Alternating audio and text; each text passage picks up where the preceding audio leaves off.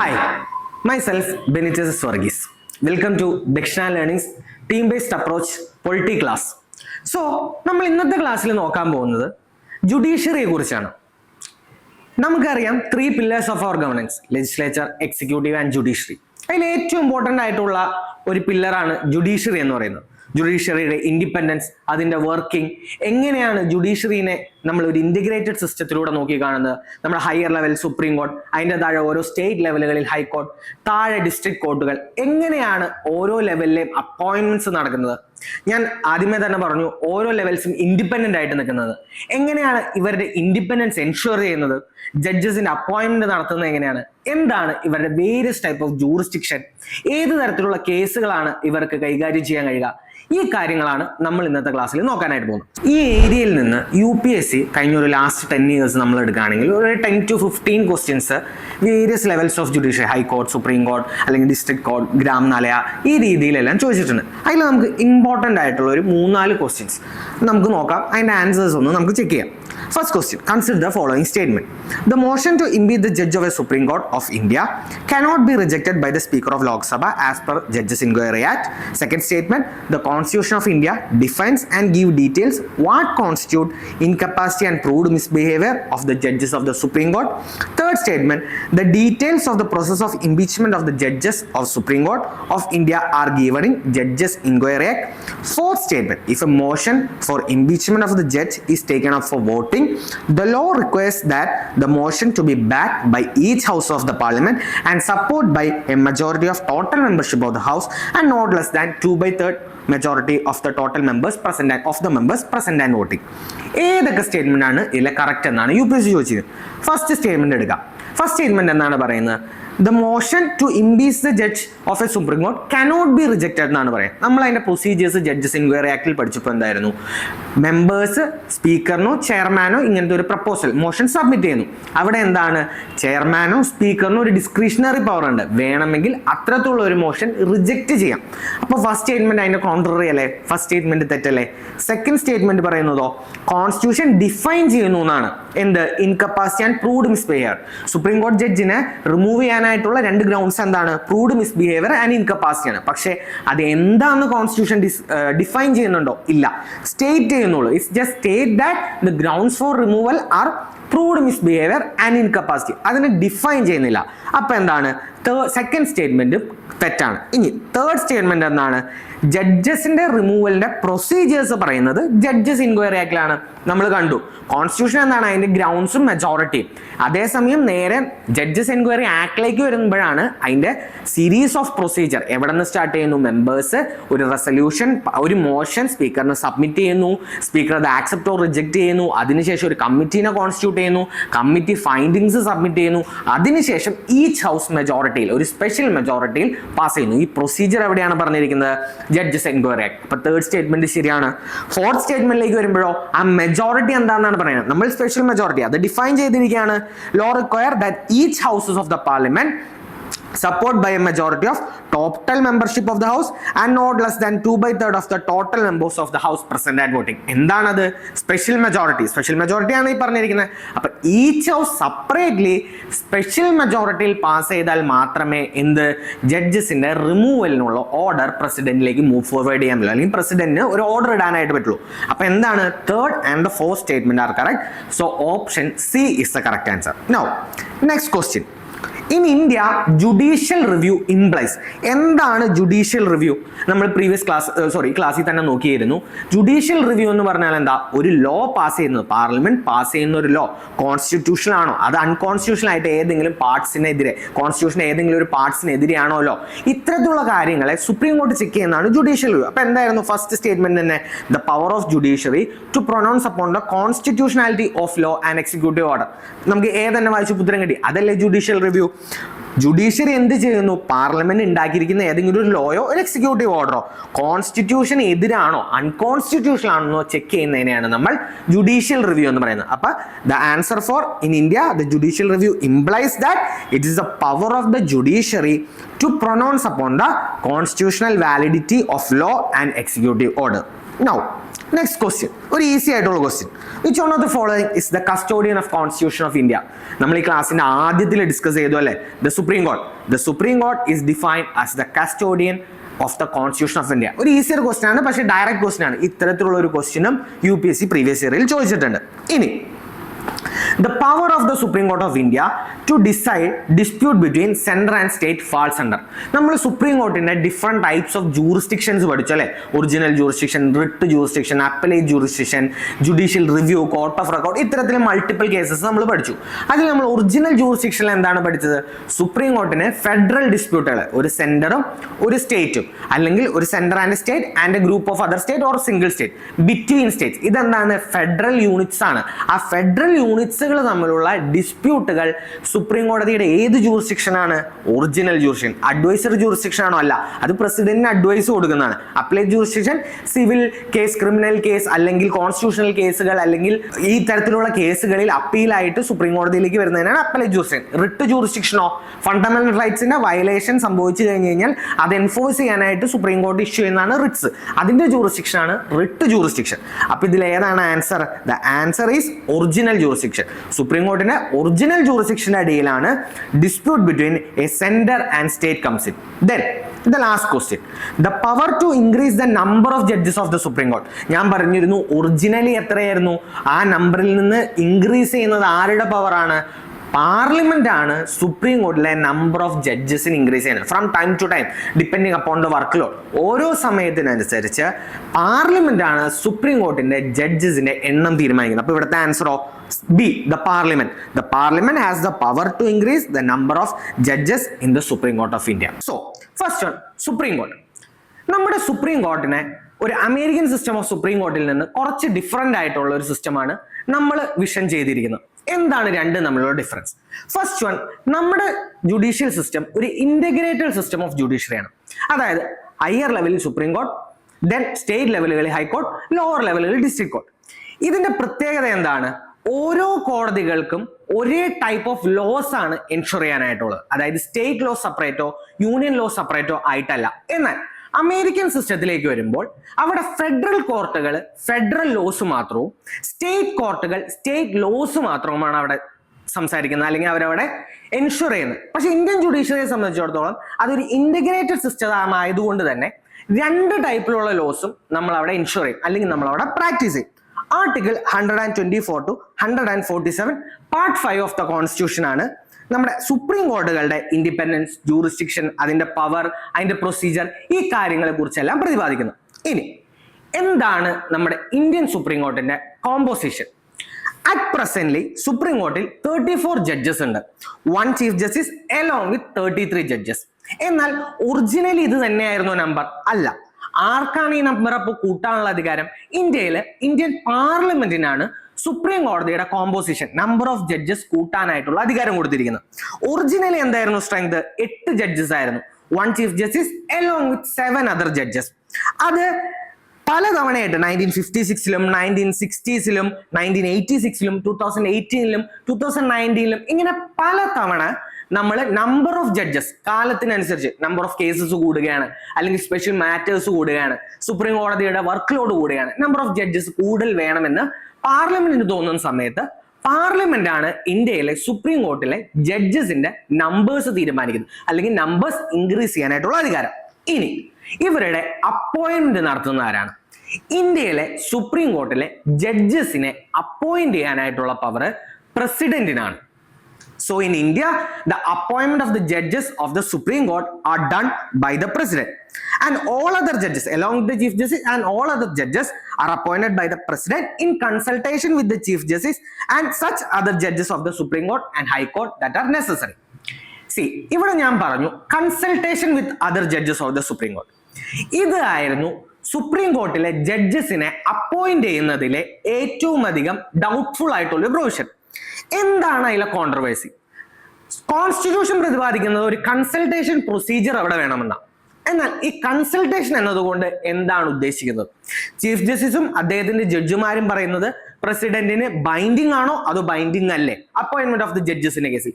ഇത് നമ്മൾ ഒരു സീരീസ് ഓഫ് കേസുകളിലൂടെയാണ് നോക്കാൻ പോകുന്നത്. ഇതിനെ നമ്മൾ judges case, first judges case, second judges case and third judges case ആണ് പ്രതിപാദിക്കുന്നത്.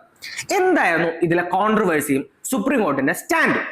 ഫസ്റ്റ് ജഡ്ജസ് കേസിൽ സുപ്രീം കോടതി പറഞ്ഞത് consultation in the above provision has the meaning that it does not mean concurrence, it only implies the exchange of views. അതായത് പ്രസിഡന്റും ജഡ്ജിമാരും തമ്മിലുള്ള just ഒരു exchange of views ആണ്. ഒരു പുതിയ ജഡ്ജിനെ അപ്പോയിന്റ് ചെയ്യണമെങ്കിൽ അവിടെ പ്രസിഡന്റ് അഭിപ്രായം ചോദിക്കാണ്, ഒരു കൺസൾട്ടേഷൻ ആണ്. അത് രണ്ടുപേരും ചീഫ് ജസ്റ്റിസും ബാക്കി ജഡ്ജിമാരും പ്രസിഡന്റും തമ്മിൽ ഒരു എക്സ്ചേഞ്ച് ഓഫ് വ്യൂസ്. അവിടെ പ്രസിഡന്റ് പറയുന്ന ജഡ്ജിമാരിലേക്കോ ജഡ്ജിമാർ പറയുന്ന പ്രസിഡന്റിലേക്കോ ഒരു ബൈൻഡിങ് ഫോഴ്സ് ആവുന്നില്ല എന്നാണ് 1981 ഫസ്റ്റ് ജഡ്ജസ് കേസിൽ സുപ്രീം കോടതി പറയുന്നത്. എന്നാൽ പിന്നീട് 1993 സെക്കൻഡ് ജഡ്ജസ് കേസ് സംഭവിക്കുകയാണ്. സെക്കൻഡ് ജഡ്ജസ് കേസിലേക്ക് വന്നപ്പോൾ സുപ്രീം കോർട്ടിന്റെ ഏർലിയർ സ്റ്റാൻഡ് റിവേഴ്സ് ചെയ്യാനുണ്ടായത്. ഇതിനു മുമ്പ് എന്താണ് പറഞ്ഞത്? It is not binding, it is just only an exchange of views. പക്ഷെ ഇവിടെ വന്നു കഴിഞ്ഞപ്പോൾ റിവേഴ്സ് ചെയ്തിട്ട് പറഞ്ഞു it reverse the meaning of the word consultation to concurrence. Hence, it ruled that advice tendered by the Chief Justice of India is binding on the President in matters of appointment of the judges of the Supreme Court. നേരത്തെ ഒരു exchange of views ആണെന്ന് പറഞ്ഞതാണെങ്കിൽ ഇപ്പൊ അത് binding ആയി. അതായത് judges എന്താണോ പറയുന്നത് അത് പ്രസിഡന്റ് ബൈൻഡിങ് ആണ് സുപ്രീം കോർട്ടിലെ ജഡ്ജസിന്റെ അപ്പോയിന്റ്മെന്റ് കേസിൽ. അതോടൊപ്പം തന്നെ ഒരു കാര്യം കൂടി പറഞ്ഞു, സുപ്രീം കോർട്ടിന്റെ ചീഫ് ജസ്റ്റിസ് ഒറ്റയ്ക്ക് അല്ല ഈ ഡിസിഷൻ എടുക്കുന്നത്, അല്ലെങ്കിൽ പ്രസിഡന്റിന് അഡ്വൈസ് കൊടുക്കുന്നത്. അവിടെ chief justice along with the two senior most colleagues, chief ജസ്റ്റിസും ചീഫ് ജസ്റ്റിസിന്റെ ടു സീനിയർ മോസ്റ്റ് കൊളീഗ്സും കൂടി ചേർന്നിട്ടാണ് എന്ത് നമ്മുടെ പ്രസിഡന്റിന് അഡ്വൈസ് കൊടുക്കുന്നത് നമ്മുടെ ജഡ്ജസിന്റെ അപ്പോയിന്റ്മെന്റ് കേസിൽ. ഇത്തരത്തിൽ കൊടുക്കുന്ന അഡ്വൈസ് പ്രസിഡന്റിന് ബൈൻഡിങ് ആണെന്ന് പറഞ്ഞു. സെക്കൻഡ് ജഡ്ജസ് കേസ് എഗെയിൻ 1998 വരുമ്പോൾ തേർഡ് ജഡ്ജസ് കേസ് പറയാണ്. തേർഡ് ജഡ്ജസ് കേസിൽ പറഞ്ഞത് ഇത്തരത്തിലുള്ള അഡ്വൈസ് ബൈൻഡിങ് ആണെന്ന് ഇരിക്കെ തന്നെ ചീഫ് ജസ്റ്റിസും ടു സീനിയർ മോസ്റ്റ് ജഡ്ജസും അല്ല, chief justice along with the four senior most judges. നേരത്തെ സെക്കൻഡ് ജഡ്ജസ് കേസിൽ പറഞ്ഞത് chief justice along with the two senior most judges. ഇവിടെ വന്നത് consultation of plurality of judges. Chief Justice along with the four senior most judges of the Supreme Court are recommended to give his opinion. അതോടൊപ്പം തന്നെ ഏതെങ്കിലും കാരണവശാൽ ഈ four senior most ജഡ്ജസിൽ രണ്ടുപേർ gives their adverse opinion, then he or she should not send the recommendation to the government. അതായത് രണ്ടുപേരെങ്കിലും minimum ഏതെങ്കിലും ഒരു വ്യക്തിയുടെ പേര് റെക്കമെൻഡ് ചെയ്യുന്നതിന് എതിർത്ത് കഴിഞ്ഞാൽ ആ വ്യക്തിയുടെ പേര് പിന്നെ പ്രസിഡന്റിലേക്ക് റെക്കമെൻഡ് ചെയ്യാനായിട്ട് പാടില്ല. അപ്പൊ ഫസ്റ്റ് ജഡ്ജസ് കേസിൽ എന്താണ് പറഞ്ഞത്? Supreme court rule that it is just mere exchange of views. Second judges കേസിലേക്ക് വന്നപ്പോൾ അത് മിയർ എക്സ്ചേഞ്ച് ഓഫ് വ്യൂസ് അല്ല, president along with the two senior most judges അവർ കൊടുക്കുന്ന ഒപ്പീനിയൻ പ്രസിഡന്റിലേക്ക് ബൈൻഡിങ് ആണ്. തേർഡ് ജഡ്ജസ് കേസിലേക്ക് എത്തിയപ്പോഴോ president along with his four senior most judges, plurality of his opinion, plurality of the opinion of the judges of the Supreme Court are binding on the president. Along with that, if any two judges withhold their opinion or say anything against the appointment of a person as a judge of the Supreme Court, then such a name should not be forwarded to the president. ഇതാണ് important ആയിട്ടുള്ള മൂന്ന് judges കേസുകൾ. അപ്പൊ മൂന്ന് judges കേസിലൂടെ എന്താണ് evolve ചെയ്തു വന്നത്? നമ്മുടെ കൊളീജിയം സിസ്റ്റം ആണ് അവിടെ ഇവോൾവ് ചെയ്തു വന്നത്. അതായത് നമ്മുടെ chief justice along with the four senior most judges constitute the collegium. അവരാണ് പ്രസിഡന്റിന് ആരെയാണ് ജഡ്ജായിട്ട് അപ്പോയിന്റ് ചെയ്യേണ്ടത് സുപ്രീം കോർട്ടിലേക്ക് എന്നതിനെ കുറിച്ച് നെയിംസ് പ്രസിഡന്റിലേക്ക് കൊടുക്കുന്നത്. ഈ റെക്കമെൻഡേഷൻ പ്രസിഡന്റിന്റെ മേലിൽ ബൈൻഡിങ് ആണ്. This is what is known as the 3 judges cases of the supreme court. ഇനി ചീഫ് ജസ്റ്റിസിനെ അപ്പോയിന്റ് ചെയ്യുന്നതോ നമ്മൾ ഇത്രയും നേരം പറഞ്ഞത് ജഡ്ജിനെ അപ്പോയിന്റ് ചെയ്യുന്നതാണ്. സാധാരണഗതിയിൽ ഓട്ടോമാറ്റിക്കലി ആരാണോ സുപ്രീം കോർട്ടിലെ ഏറ്റവും സീനിയർ മോസ്റ്റ് ആയിട്ടുള്ള judge, that person will become automatically the Chief Justice of India. പക്ഷേ 1952-1973 ഈ സിറ്റുവേഷൻ ആണ് നടന്നുകൊണ്ടിരുന്നത്. 1973 എൻ റേനെ ചീഫ് ജസ്റ്റിസ് ആയിട്ട് അപ്പോയിന്റ് ചെയ്യുകയുണ്ടായി. 3 സീനിയർ മോസ്റ്റ് ജഡ്ജസ് എൻ റേനേക്കാളും മുകളിൽ സീനിയോറിറ്റി ഉള്ളതുണ്ടെങ്കിലും അവരെ മറികടന്നിട്ട് എൻ റേനെ ചീഫ് ജസ്റ്റിസ് ആയിട്ട് അപ്പോയിന്റ് ചെയ്യുകയുണ്ടായി. പക്ഷെ ഇതിന് തടയിടുന്നത് സെക്കൻഡ് ജഡ്ജസ് കേസാണ്. സെക്കൻഡ് ജഡ്ജസ് കേസ് 1993 കൃത്യമായിട്ട് പ്രതിപാദിച്ചു സുപ്രീം കോടതിയുടെ സീനിയർ മോസ്റ്റ് ജഡ്ജ് ആരാണോ അദ്ദേഹം മാത്രമേ ചീഫ് ജസ്റ്റിസ് ആയിട്ട് അപ്പോയിന്റ് ചെയ്യാനായിട്ട് പാടുള്ളൂ. So at presently what is the condition for becoming the chief justice of India? The person who is the most senior most judge of the supreme court will automatically become the chief justice of India. ഇനി ഇവരുടെ qualification എന്താണ്? ആർക്കാണ് ഇന്ത്യയിൽ ഒരു supreme court judge ആവാനായിട്ട് പറ്റുക? First and foremost condition is that he or she should be a citizen of India. Obviously ഇന്ത്യയുടെ citizen ആയിട്ടുള്ള ഒരാൾക്കാണ് ഇന്ത്യയുടെ പരമോന്നത നീതിപീഠത്തിൽ ഇരിക്കാനായിട്ട് പറ്റുള്ളൂ. സെക്കൻഡ് വൺ, ഒരു 3 കണ്ടീഷൻസ് ആണ് പറയുന്നത്. ഇതിൽ ഏതെങ്കിലും ഒരു കണ്ടീഷൻ ഇദ്ദേഹം പാലിച്ചിരിക്കണം. First one, he or she should be a judge of the high court for 5 years, any high court in succession, or he or she should have been an advocate of an high court or high courts in succession for 10 years, or he or she should have been a distinct jurist in the opinion of the president. But 2 conditions are mainly. First one, he or she should be a citizen of India. Second one is he or she should have either been the judge of the high court for 5 years or as an advocate of an high court for 10 years, or he is an extinguished jurist in the opinion of the president.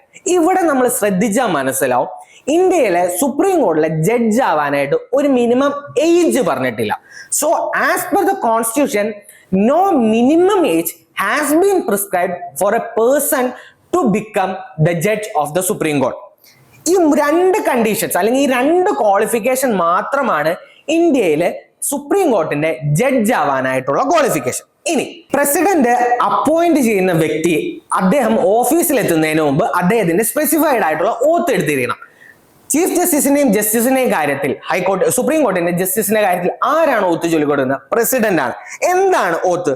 To bear true faith and allegiance to the constitution, to uphold sovereignty and integrity of India, to duly and faithfully and to the best of his or her ability, knowledge and judgment, to perform the duties of office without fear, favor, affection or ill will, and to uphold the constitution and the laws. നിയമപ്രകാരമാണ് അവരവരുടെ office use ചെയ്യുക. 4 പ്രത്യേകത്തിലുള്ള ഓത്തുകളാണ് president ഒരു judge of the supreme കോടതിന് ചൊല്ലിക്കൊടുക്കുന്നത്. ഇനി ഇവരുടെ tenure എത്രയാണ്? എത്ര നാളാണ് ഒരാൾ supreme കോടതിയുടെ ജഡ്ജായിട്ട് തുടരുന്നത്? കോൺസ്റ്റിറ്റ്യൂഷൻ അവർക്ക് സ്പെസിഫിക്കലി ഒരു ടൈം ഫ്രെയിം അല്ല കൊടുത്തിരിക്കുന്നത്. A person can hold the office until he or she attains the age of 65 years. എന്നാണോ അപ്പോയിന്റ് ചെയ്യുന്നത് അന്നു മുതൽ 65 വയസ്സ് ആവുന്നത് വരെ അദ്ദേഹത്തിന് ജഡ്ജായിട്ട് സുപ്രീം കോടതിയിൽ തുടരാൻ കഴിയും. ഇനി ഏതെങ്കിലും കാരണവശാൽ അദ്ദേഹത്തിന്റെ ഏജിൽ എന്തെങ്കിലും ഒരു ക്വസ്റ്റ്യൻ അറൈസ് ചെയ്ത് കഴിഞ്ഞാൽ it will be determined by such authority which is in such a manner provided by the parliament. ഇനി അദ്ദേഹത്തിന് റിസൈൻ ചെയ്യാൻ കഴിയുമോ? റിസൈൻ ചെയ്യാനായിട്ട് അദ്ദേഹത്തിന് കഴിയാം. അദ്ദേഹത്തിന്റെ റിസിഗ്നേഷൻ ലെറ്റർ ഏതെങ്കിലും കാരണവശാൽ റിസൈൻ ചെയ്യേണ്ട വന്നാൽ അത് സബ്മിറ്റ് ചെയ്യുന്നത് പ്രസിഡന്റിലേക്കാണ്. അതോടൊപ്പം തന്നെ ഇവിടെ ശ്രദ്ധിക്കേണ്ട ഒരു പോയിന്റ്, ജഡ്ജസിനെ റിമൂവ് ചെയ്യാനായിട്ടുള്ള ഒരു പ്രൊസീജിയർ നമ്മുടെ കോൺസ്റ്റിറ്റ്യൂഷനിലുണ്ട്. അതിന്റെയും അധികാരം കൊടുത്തിരിക്കുന്നത് പ്രസിഡന്റിനാണ്. So he or she can be removed by the president only on a recommendation by the parliament. ഇനി നമ്മൾ പറഞ്ഞു ഇവിടെ പ്രസിഡന്റിന് മാത്രമേ അദ്ദേഹത്തിന്റെ പവർ യൂസ് ചെയ്തിട്ട് സുപ്രീം കോടതിയിലെ ജഡ്ജസിനെ റിമൂവ് ചെയ്യാനായിട്ട് കഴിയുള്ളൂ. സോ എന്താണ് റിമൂവലിന്റെ procedure? First one, it can be only done by an order of the president, and ഇത്തരത്തിലൊരു ഓർഡർ ഇറക്കണമെങ്കിൽ only after it has been addressed by the parliament in the same session. ഇനി പാർലമെന്റിൽ അവതരിപ്പിക്കുന്ന ഈ റെക്കമെൻഡേഷൻ അല്ലെങ്കിൽ ഈ റെസൊല്യൂഷൻ പാസ് ചെയ്യേണ്ടത് ഒരു special മെജോറിറ്റിയിലാണ്. 2/3 of the members present and voting and majority of the total membership of the house.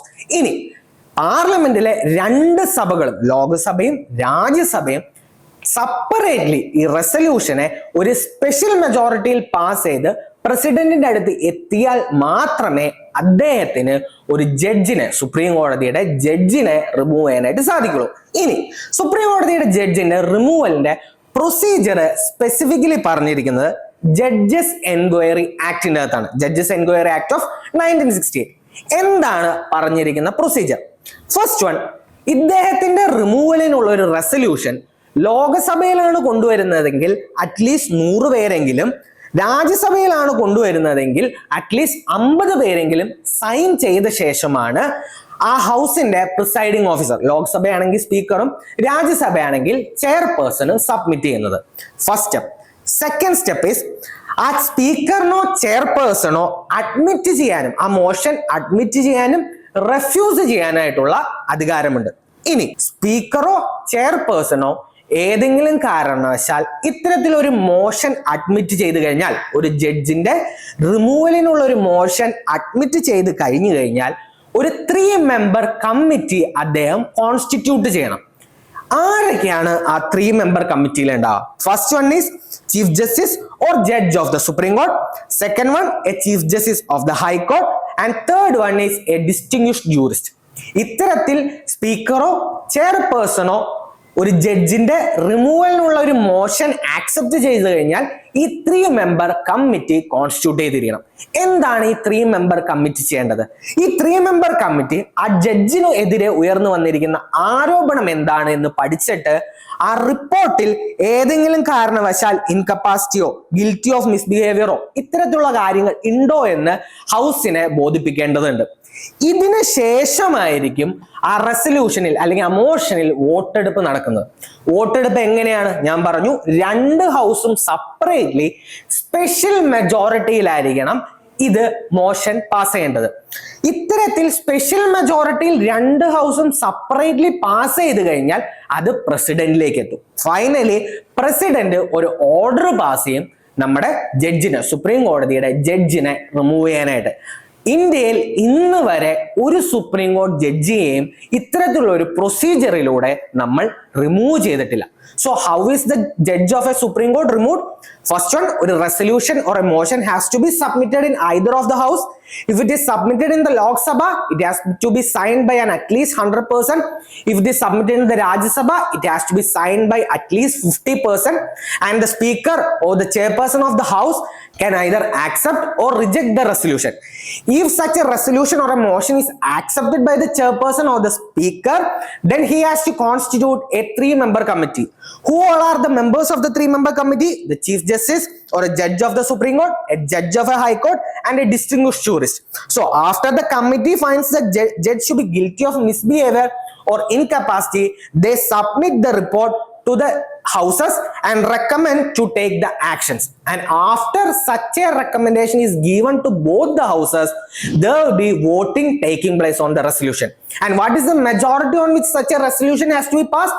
It is by a special majority, and it has to be passed separately by both the houses of the parliament.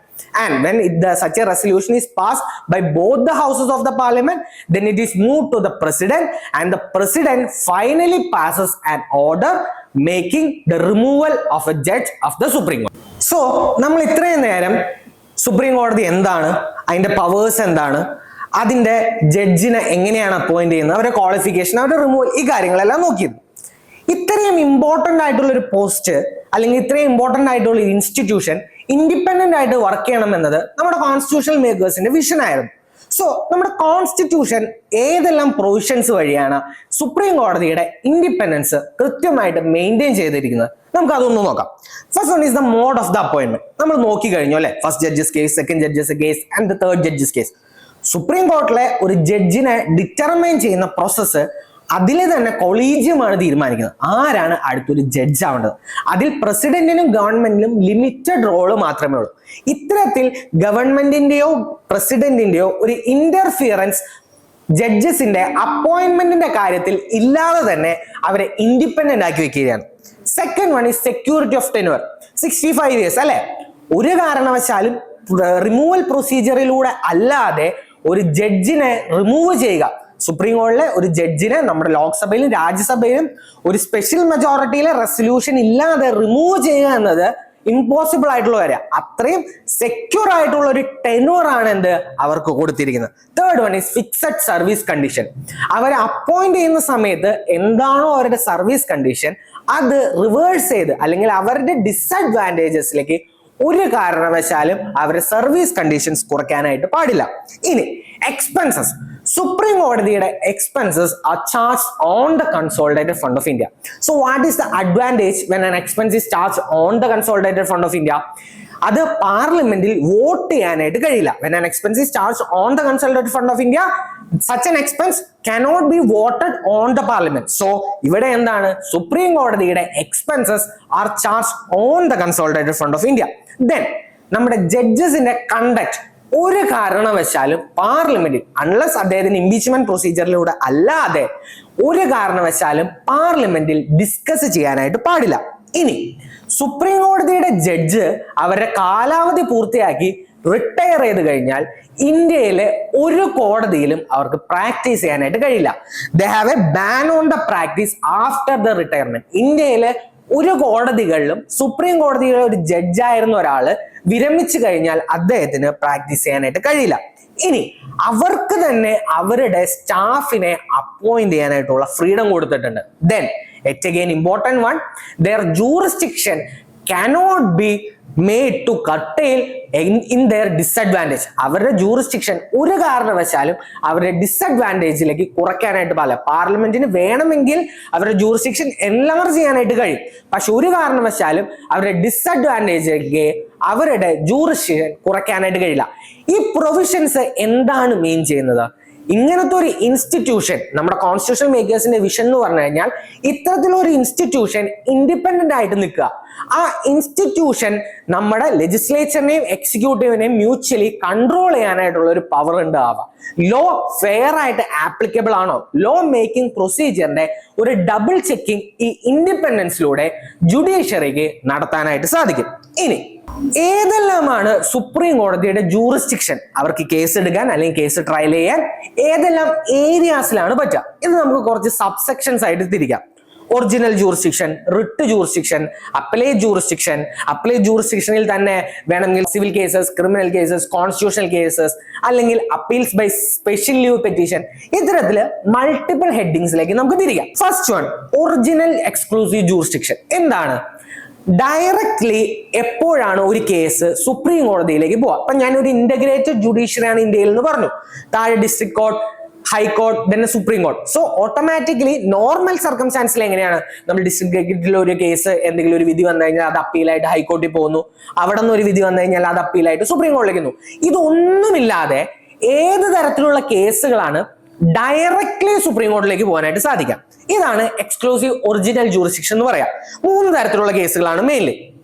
First one, ഒരു centre സ്റ്റേറ്റും തമ്മിൽ, central ഗവൺമെന്റും state ഗവൺമെന്റും തമ്മിൽ, അല്ലെങ്കിൽ central ഗവൺമെന്റും ഒരു state ഗവൺമെന്റും ഒരു സൈഡിൽ, ഒരു ഗ്രൂപ്പ് ഓഫ് സ്റ്റേറ്റ്, ഒരു സ്റ്റേറ്റോ അല്ലെങ്കിൽ ഒരു ഗ്രൂപ്പ് ഓഫ് സ്റ്റേറ്റോ മറ്റൊരു സൈഡിൽ.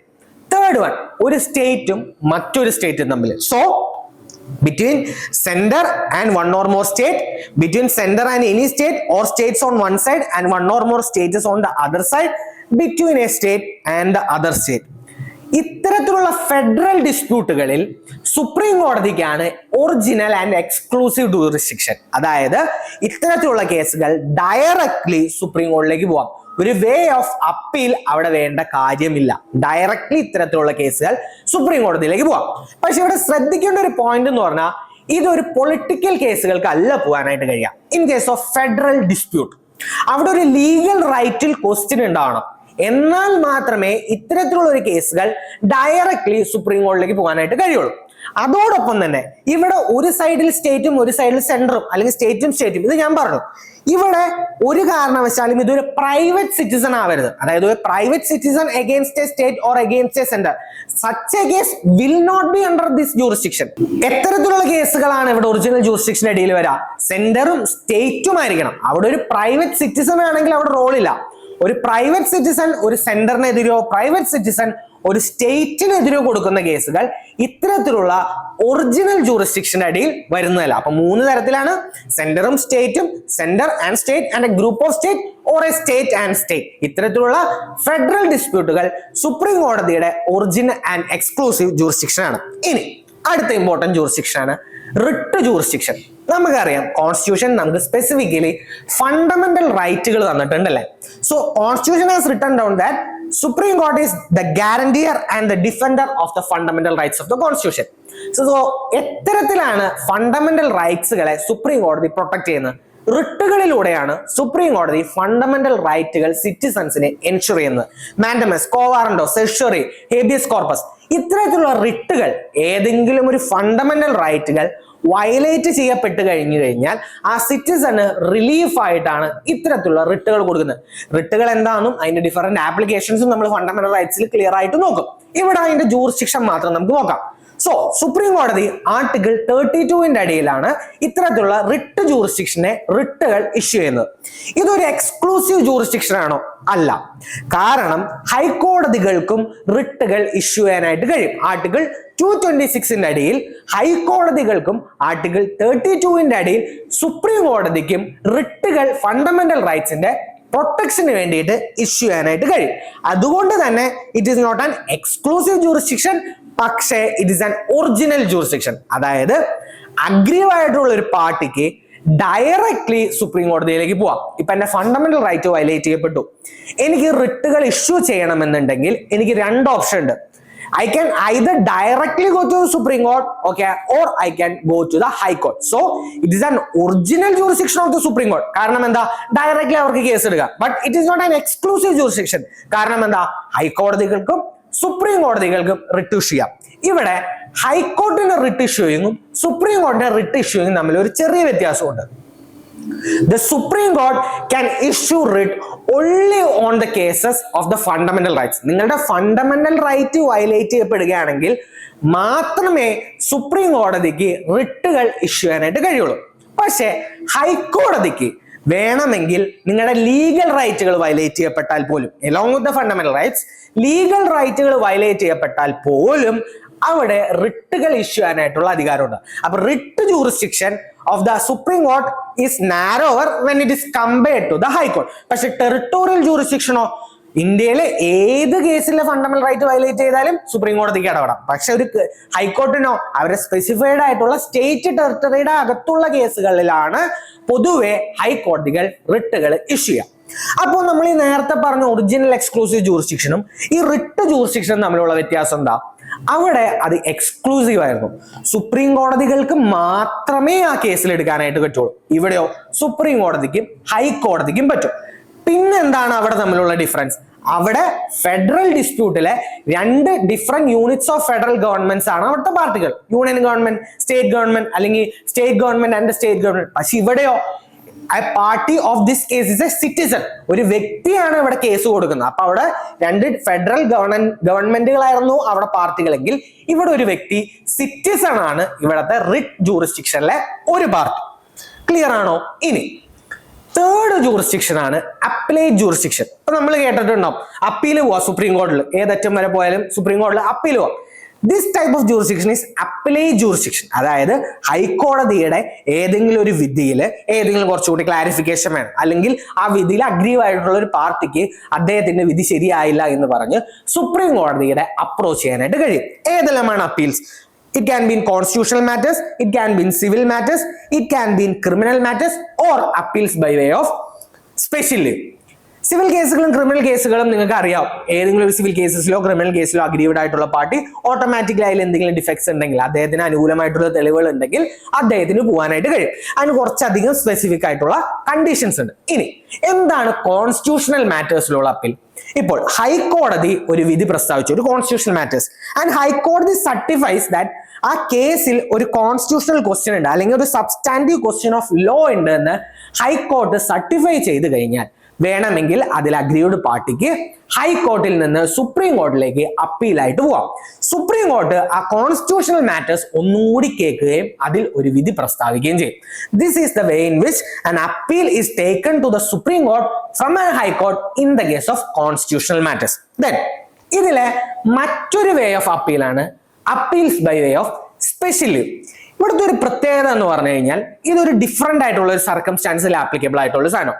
ഇതില് സുപ്രീം കോടതിയാണ് സ്വമേധയാ കാര്യങ്ങൾ ചെയ്യുന്നത്. The supreme court is authorised to guarantee discretion special leave to appeal for any judgment in any matter passed by any court or a tribunal in the country.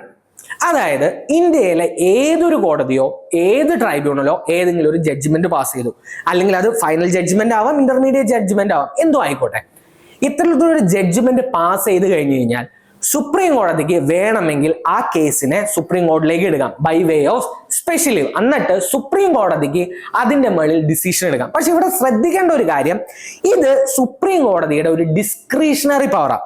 നമുക്കൊരു right ആയിട്ട് claim ചെയ്യാൻ പറ്റില്ല. ഇപ്പൊ എന്റെ ഒരു കേസ് ഏതെങ്കിലും ഒരു lower കോർട്ടിലുണ്ട്, അതിലൊരു ജഡ്ജ്മെന്റ് വന്നു, എനിക്ക് സുപ്രീം കോടതി പോയിട്ട് സ്പെഷ്യൽ ലീവ് ഇടണം, ഈ കേസ് വിളിപ്പിക്കണം എന്ന് പറയാനായിട്ട് പറ്റില്ല. അത് സുപ്രീം കോടതിയുടെ ഡിസ്ക്രിഷനാണ്. എനിക്കത് ഡിമാൻഡ് ചെയ്യാനായിട്ട് പറ്റില്ല by way of right. I may be able to request them. പക്ഷെ എനിക്കൊരു ഡിമാൻഡ് ചെയ്ത് എന്റെ ഒരു റൈറ്റ് ആണ് എന്ന് പറഞ്ഞ് എന്റെ കേസ് സ്പെഷ്യലി വിട്ട് വിളിപ്പിക്കണം എന്ന് പറയാൻ പറ്റില്ല. സെക്കൻഡ് വൺ, ഏത് ജഡ്ജ്മെന്റ് ആണെങ്കിലും, ഫൈനൽ ആയാലും ഇന്റർലോക്യൂട്ടറി ആയാലും, അത്തരത്തിലുള്ള ഏത് ജഡ്ജ്മെന്റും ഇന്ത്യയിലെ ഏത് കോടതികളും ഏതൊരു ട്രൈബ്യൂണലും, exception is only one in the case of military court. Military കോർട്ടുകളുള്ള കേസുകളിൽ മിലിറ്ററി ട്രൈബ്യൂണലിലോ പാസ്സാക്കിയ കേസുകൾ സ്പെഷ്യൽ ലീവിലേക്ക് വരില്ല. അല്ലാതെ ഏത് കോടതികളും ഏത് ട്രൈബ്യൂണലുകളും ഫൈനലോ ഇന്റർലോക്യൂട്ടറി ആയിട്ട് പാസ് ചെയ്ത ഏത് ജഡ്ജ്മെന്റിൽ വേണമെങ്കിലും സുപ്രീം കോടതിക്ക് ഇത്തരത്തിലുള്ള സ്പെഷ്യൽ ലീവ് പെറ്റീഷൻ വിളിക്കാനായിട്ട് കഴിയും. ഇനി ഇത് ഏത് മാറ്ററിലാണ്, ഏത് മാറ്ററിലും ആവാം.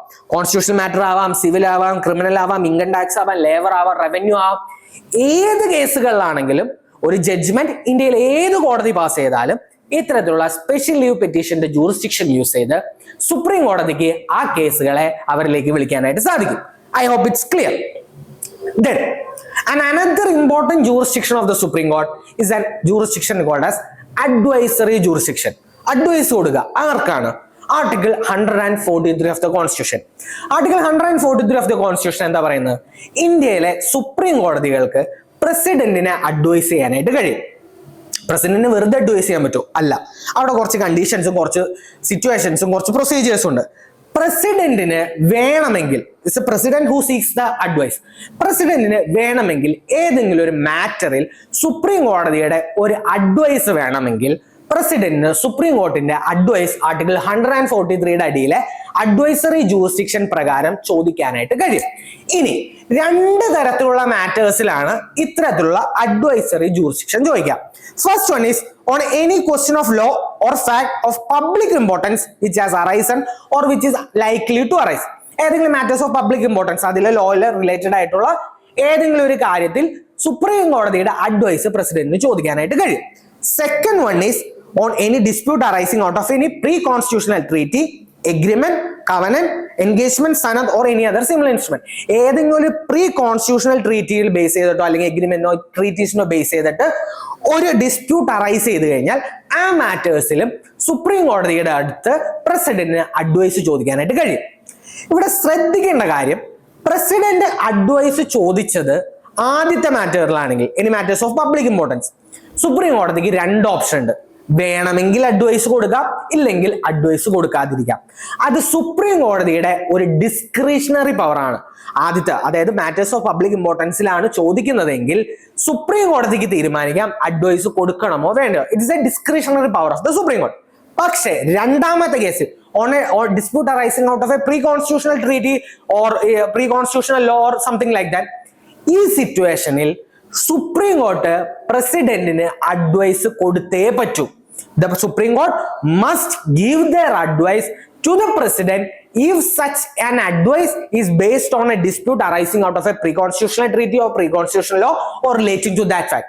ഇത്തരത്തിലുള്ള കേസുകളിൽ the Supreme Court must give their advice.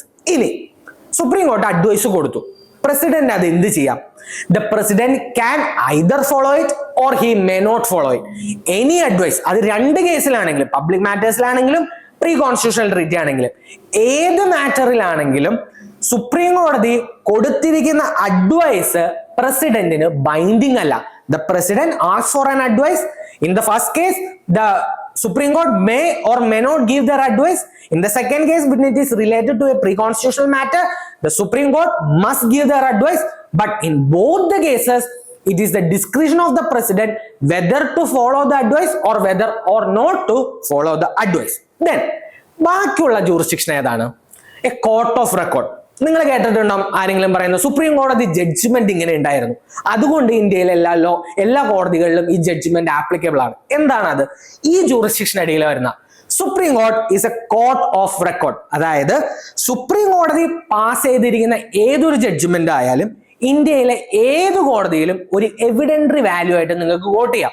Supreme court ഇങ്ങനെയാണ് ഇന്ന കേസിൽ പറഞ്ഞിരിക്കുന്നത്. ആ സിമിലർ സർക്കംസ്റ്റാൻസസ് അല്ലെങ്കിൽ ആ സിമിലർ ജഡ്ജ്മെന്റ് ആപ്ലിക്കബിൾ ആയിട്ടുള്ള എല്ലാ കേസുകളിലും എവിഡൻറ്ററി വാല്യൂവിൽ ഇത് കോട്ട് ചെയ്യാനായിട്ട് പറ്റും. ഒരു പെർപെച്വൽ മെമ്മറിയിൽ ഇത്തരത്തിലുള്ള ജഡ്ജ്മെന്റ് സ്റ്റോർ ആവും. ഇനി കോർട്ട് ഓഫ് റെക്കോർഡിന്റെ സെക്കൻഡ് ആസ്പെക്ട് എന്ന് പറഞ്ഞാൽ കോഡ് ഓഫ് കണ്ടംപ്റ്റ്. ഏതെങ്കിലും കാരണവശാൽ സുപ്രീം കോടതിയുടെയോ ഹൈക്കോടതിയോ കണ്ടംപ്റ്റ് ചെയ്തു കഴിഞ്ഞാൽ അതിനെ പണിഷ് ചെയ്യാനായിട്ടുള്ള പവർ സുപ്രീം കോടതിക്ക് തന്നെ ഉണ്ട്. രണ്ട് തരത്തിലുള്ള കണ്ടംപ്റ്റ് ഉണ്ട്, സിവിൽ കണ്ടംപ്റ്റും ക്രിമിനൽ കണ്ടംപ്റ്റും.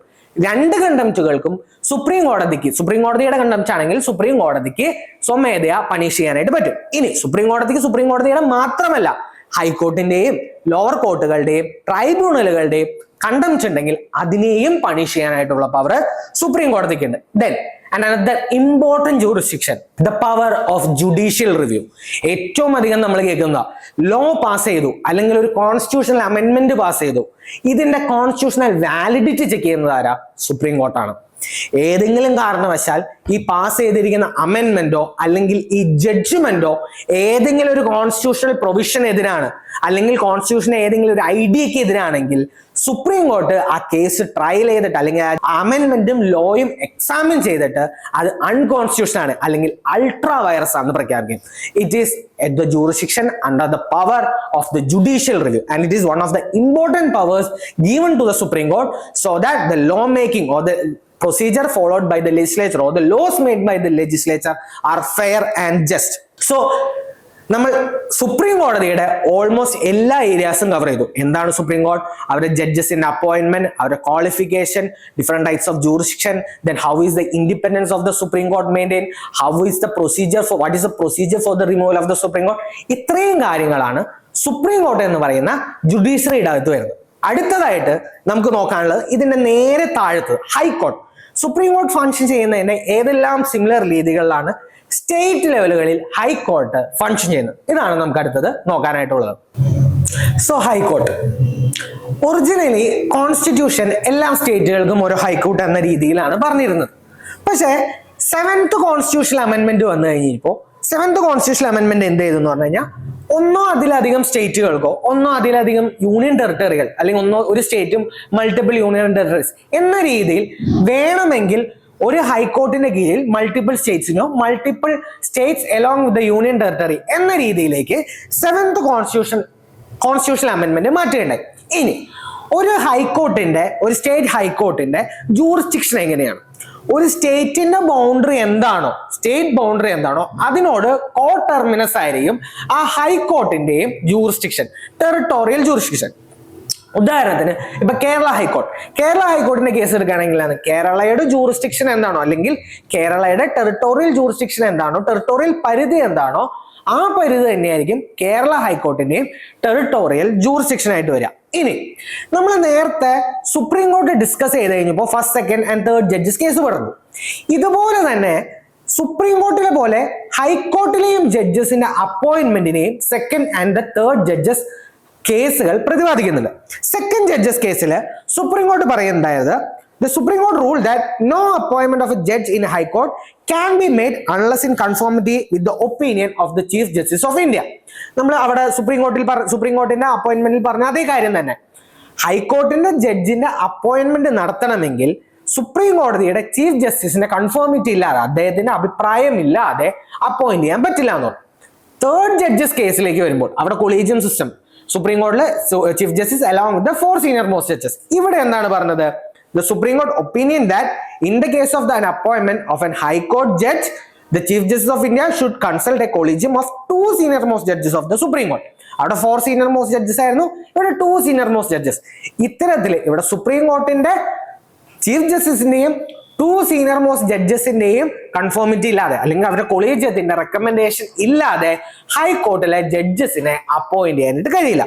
ഇനി എന്താണ് ഹൈക്കോർട്ടിൽ ഒരു ജഡ്ജ് ആവാനായിട്ടുള്ള ക്വാളിഫിക്കേഷൻ? നമ്മൾ സുപ്രീം കോർട്ടിന്റെ ജഡ്ജ് ആയിട്ടുള്ള ക്വാളിഫിക്കേഷൻ നോക്കി. അതുപോലെ തന്നെ ഇന്ത്യയിൽ ഏതെങ്കിലും ഒരു ഹൈക്കോർട്ടിന്റെ ജഡ്ജ് ആവാനായിട്ടുള്ള qualification, he should be a citizen of India, first and foremost condition. Second one, നേരത്തെ നമ്മൾ ഒരു 3 കണ്ടീഷൻ പറഞ്ഞു, അതിൽ ഏതെങ്കിലും ഒരെണ്ണം ക്വാളിഫൈ ചെയ്യണമെന്ന് പറഞ്ഞു. ഇവിടെ 2 കണ്ടീഷൻസ് ആണ് പറയുന്നത്. First one, he should have held a judicial office in the territory of India for 10 years or he should have been an advocate of a high court for 10 years. അവിടെ നമ്മൾ എന്താ പറഞ്ഞത്, judge of a high court for 5 years or practising judge or practising as an advocate for high court for 10 years. ഇവിടെ വന്നപ്പോൾ അത് രണ്ടും 10 years ആ. He should have been a judicial officer in the territory of India for 10 years or he should have been practicing as an advocate in the high court for 10 years. ഇവിടെ നിങ്ങൾ ശ്രദ്ധിച്ചാൽ മനസ്സിലാവും, നമ്മൾ സുപ്രീം കോർട്ടിന്റെ കേസിൽ പറഞ്ഞ ആ distinguished jurist in the opinion of the president, അത് ഇവിടെ മിസ്സിംഗ് ആണ്.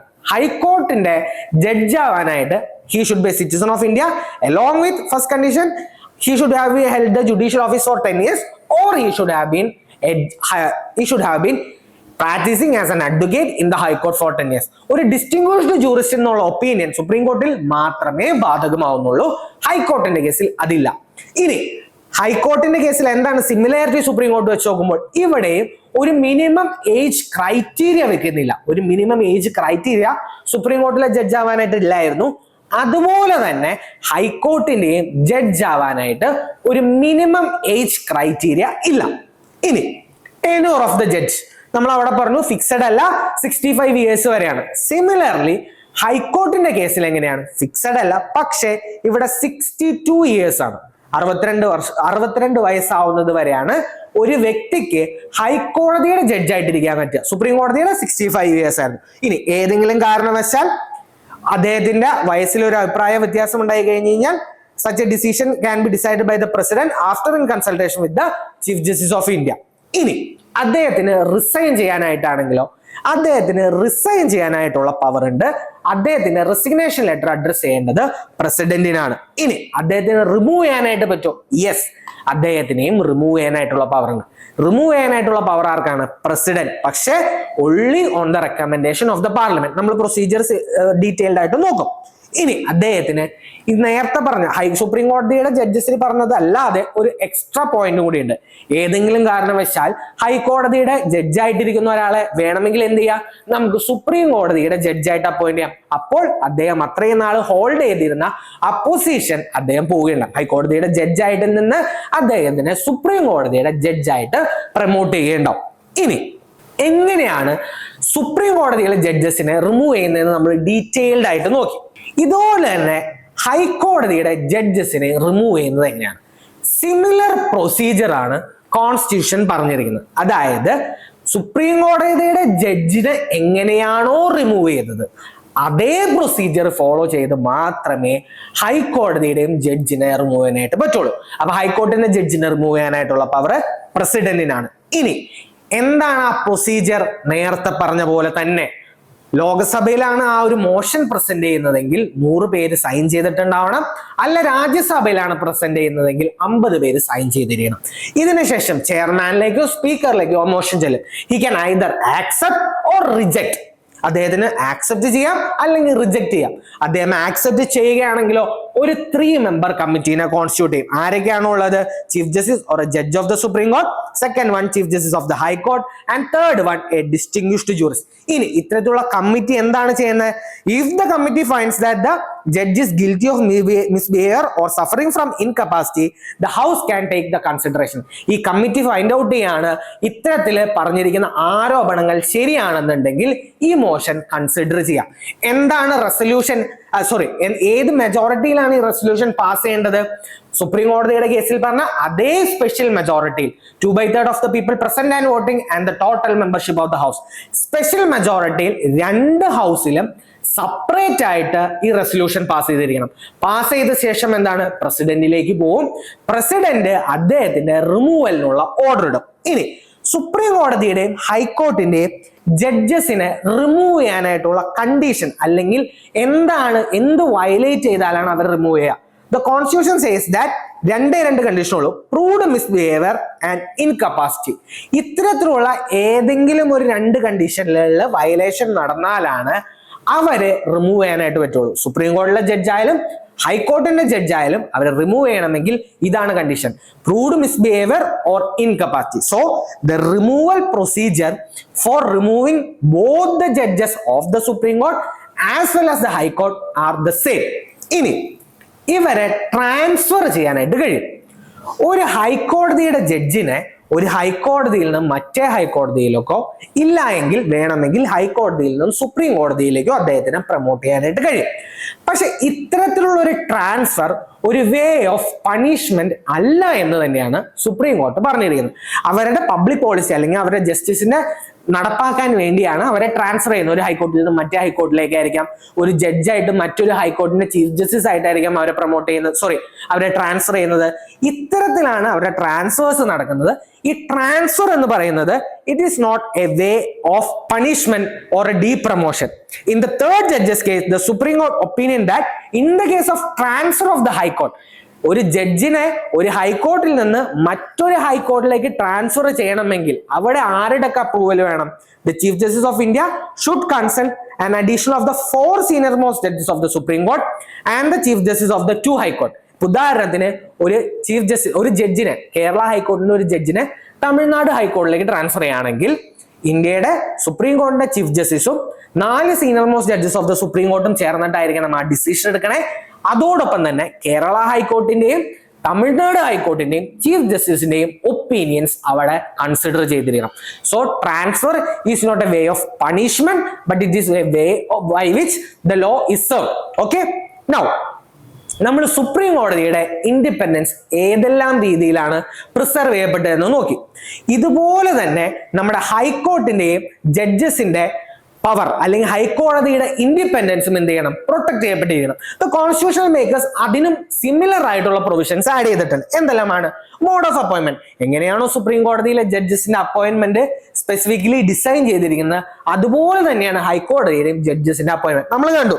ഇനി സെക്യൂരിറ്റി ഓഫ് ടെന്യൂർ 62 years. അവർ റിമൂവ് ചെയ്യണമെങ്കിൽ എന്താണ്? 2 ഹൗസും സ്പെഷ്യൽ മെജോറിറ്റിയിൽ ഒരു റിമൂവലിന് വേണ്ടിയുള്ള ഒരു മോഷൻ പാസ് ചെയ്തിരിക്കണം by way of special majority. Third one, fixed service condition. അവരുടെ കണ്ടീഷൻ ഒരു തവണ അവർ അപ്പോയിന്റ് ചെയ്ത ശേഷം ഒരു കാരണവശാലും അവരുടെ ഡിസ്അഡ്വാൻറ്റേജസിലേക്ക് മാറ്റാനായിട്ട് കഴിയില്ല. ഇനി expenses charge on the consolidated fund. ജഡ്ജസിന്റെ സാലറീസും അലവൻസസും അവർ ഇരിക്കുന്ന ടൈമിൽ ഏത് സ്റ്റേറ്റിലാണോ അവരുള്ളത് ആ സ്റ്റേറ്റിന്റെ consolidated ഫണ്ടിലായിരിക്കും charge ചെയ്യപ്പെടുക.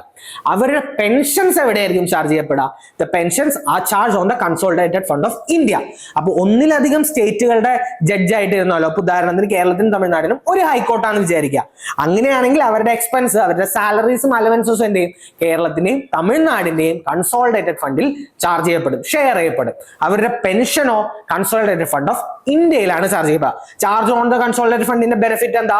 It cannot be subject to vote in the parliament. ഇവിടെയാണെങ്കിൽ state legislature it cannot be subject to vote. ഇനി നേരത്തെ പറഞ്ഞ പോലെ സുപ്രീം കോർട്ടിന്റെ സിമിലർ കേസസിൽ ഇവരുടെ conduct unless in the case of impeachment പാർലമെന്റിൽ ഡിസ്കസ് ചെയ്യാനായിട്ട് കഴിയില്ല. ഹൈക്കോർട്ടിന്റെയും ജഡ്ജസിന് അവരുടെ റിമൂവലിന് ശേഷം അവരുടെ ടെന്യൂർ കഴിഞ്ഞ ശേഷം അവർക്ക് ഹൈക്കോടതികളിലോ അതിന്റെ താഴേക്കുള്ള കോടതികളിലോ പ്രാക്ടീസ് ചെയ്യാനായിട്ട് കഴിയില്ല. ഇനി അവരുടെ കണ്ടംപ്റ്റിന്, ഹൈക്കോർട്ടിനെയും കണ്ടംപ്റ്റ് ചെയ്താലോ അതിന്റെയും പണിഷ്മെന്റ് പവർ ഹൈക്കോടതിക്ക് തന്നെയാണ്. ഇനി അവരുടെ ജൂറിസ്ഡിക്ഷൻ ഒരു കാരണവശാലും കർട്ടൈൽ ചെയ്യപ്പെടാനായിട്ട് പാടില്ല. ഇത്തരത്തിലുള്ള മൾട്ടിപ്പിൾ പ്രൊവിഷൻസ് വഴി എന്താണ് എൻഷുർ ചെയ്യുന്നത്? അവരുടെ ഇൻഡിപെൻഡൻസ് പ്രോപ്പർലി മേക്ക് ഷുവർ ചെയ്യാണ്. അവരുടെ ഫങ്ഷനിങ് സ്മൂത്ത് ആണ്. They are free from any fear.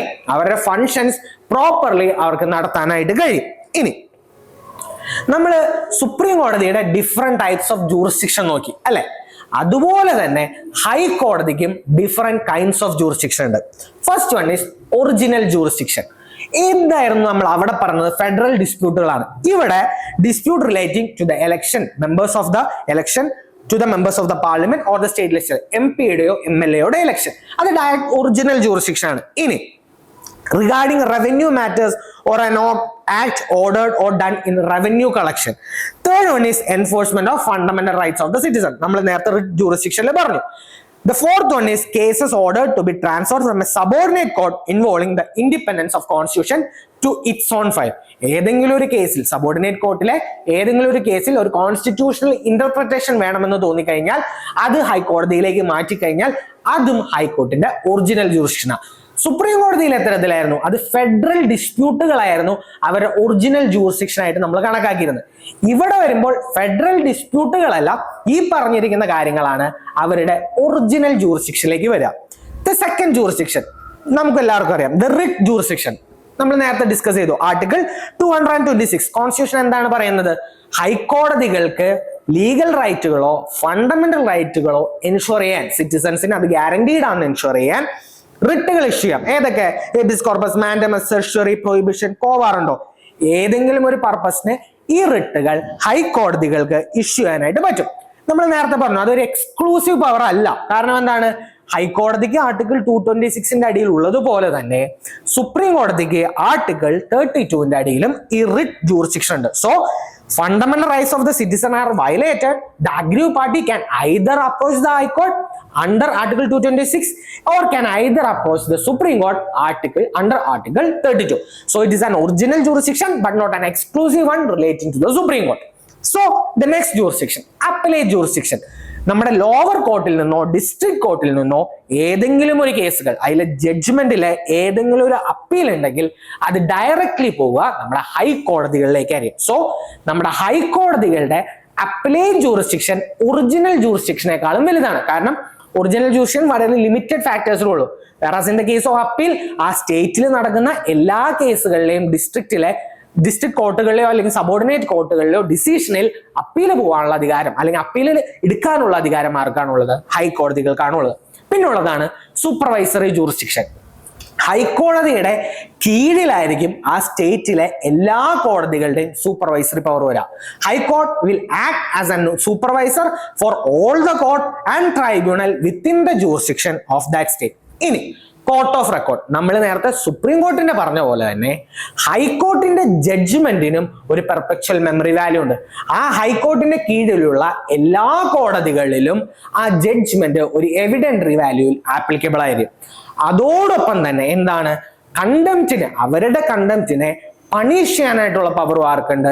ഹൈക്കോർട്ടിന് തന്നെയുണ്ട്. ഹൈക്കോർട്ടിന്റെ ഏതെങ്കിലും ഒരു കേസിന്റെ കണ്ടംപ്റ്റ് ഉണ്ടെങ്കിൽ ആ കണ്ടംപ്റ്റിന്റെ സ്വമേധയാ പണിഷ് ചെയ്യാനായിട്ടുള്ള പവറും ഹൈക്കോടതികൾക്കുണ്ട്. സോ നമ്മൾ സുപ്രീം കോർട്ടിനെയും കണ്ടു, ജുഡീഷ്യറിയുടെ ഇടയിൽ ഹൈക്കോടതിനെയും കണ്ടു. ലാസ്റ്റ് വരുന്നതാണ് ഡിസ്ട്രിക്ട് കോർട്ടുകളും സബോർഡിനേറ്റ് കോർട്ടുകളും.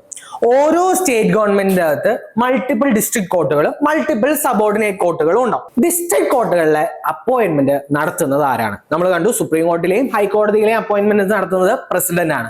അത് ഡിസ്ട്രിക്ട് ലെവലിലേക്ക് വരുമ്പോൾ ആ അപ്പോയിന്റ്മെന്റ്സ് നടത്തുന്നത് ഗവർണറാണ്. ഒരു ഡിസ്ട്രിക്ട് ജഡ്ജിനെ അപ്പോയിന്റ് ചെയ്യുന്നത് ഗവർണറാണ്. എന്താണ് ഡിസ്ട്രിക്ട് ജഡ്ജ് ആവാനായിട്ടുള്ള ഒരു qualification? First one is he should not be already in service of any center of the state government. ഒരു കാരണവശാലും അദ്ദേഹം സെൻട്രലിലെയോ സ്റ്റേറ്റ് ഗവൺമെന്റിലെയോ ഒരു ഫംഗ്ഷനിൽ ഒരു ജോലിയിൽ ഇരിക്കുന്ന ഒരാളാവരുത്. Second one is he should have been an advocate or a pleader for 7 years. 7 വർഷമെങ്കിലും ഒരു അഡ്വക്കേറ്റ് ആയിട്ട് പ്രാക്ടീസ് ചെയ്തിരിക്കുന്ന ആളായിരിക്കണം. Third one is he should be recommended by the high court for an appointment. So ഒരു വ്യക്തിക്ക് district judge ആവണമെങ്കിൽ അദ്ദേഹം already central ഗവൺമെന്റിന്റെയോ state ഗവൺമെന്റിന്റെയോ എംപ്ലോയ്മെന്റിലോ ഉള്ള ആളാവരുത്.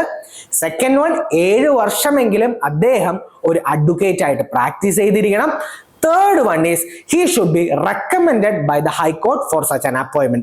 If 3 circumstances or if these 3 qualifications are fulfilled, then such a person is appointed as the district judge by the governor. ഇനി district judge അല്ലാത്ത ബാക്കിയുള്ള ജഡ്ജസോ they are also appointed by the governor in consultation with the State Public Service Commission and the High Court.